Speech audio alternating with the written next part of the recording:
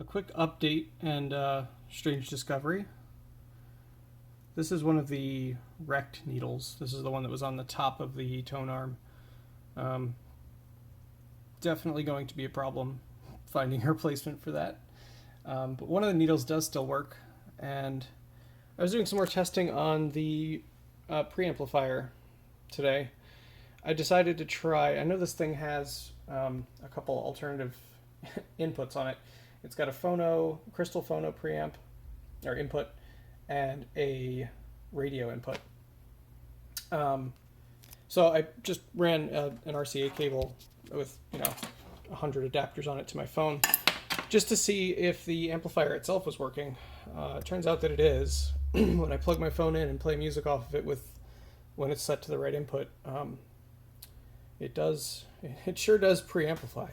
The other thing, I finally had a chance to look at the engineer's manual for this thing, and there's a mute switch. There's a mechanical mute switch on the inside right about there. That white cylinder is a toggle for it, and you can see the strike plate right here.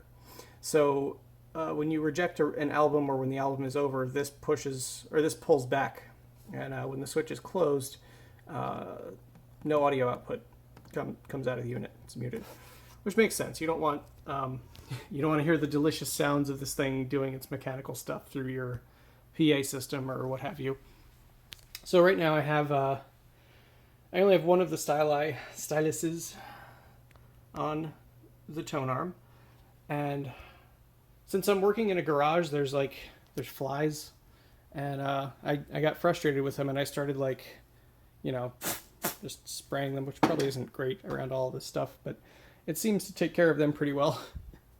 The other night I did an experiment where I took this out, and on the preamp itself it says mechanism pickup and mute, meaning that the signal directly from the stylus comes out here, as well as the signal for mute, whether or not the preamp should mute itself.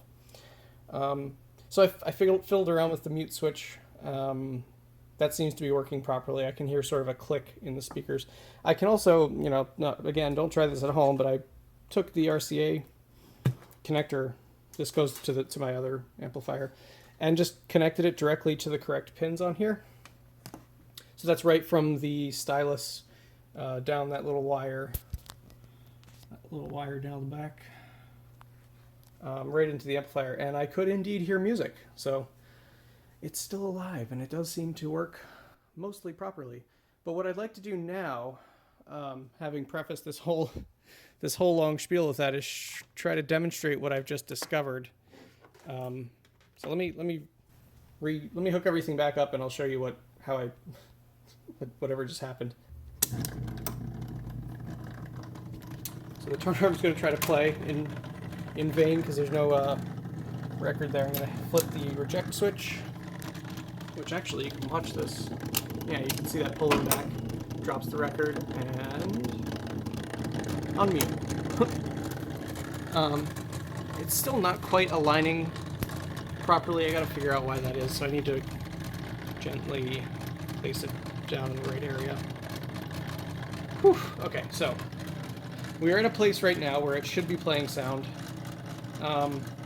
So earlier there was a fly that landed right here, and so I started spraying it.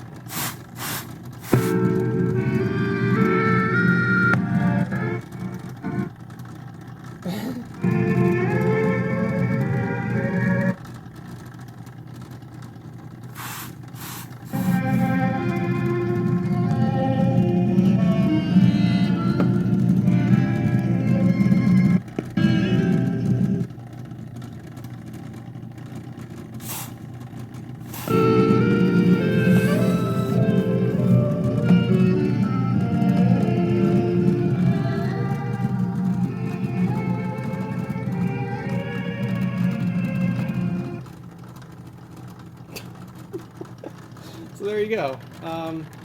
Whether it was through some shipping mishap or whether I just have a group of bad capacitors there, it works.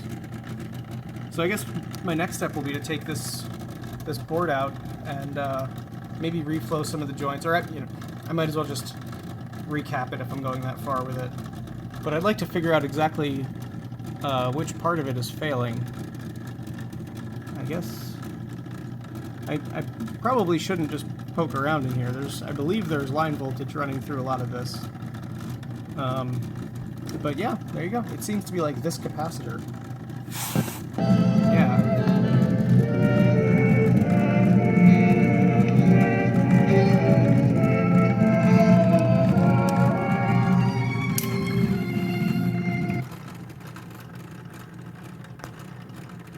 So anyway, there you go. Hooray flies.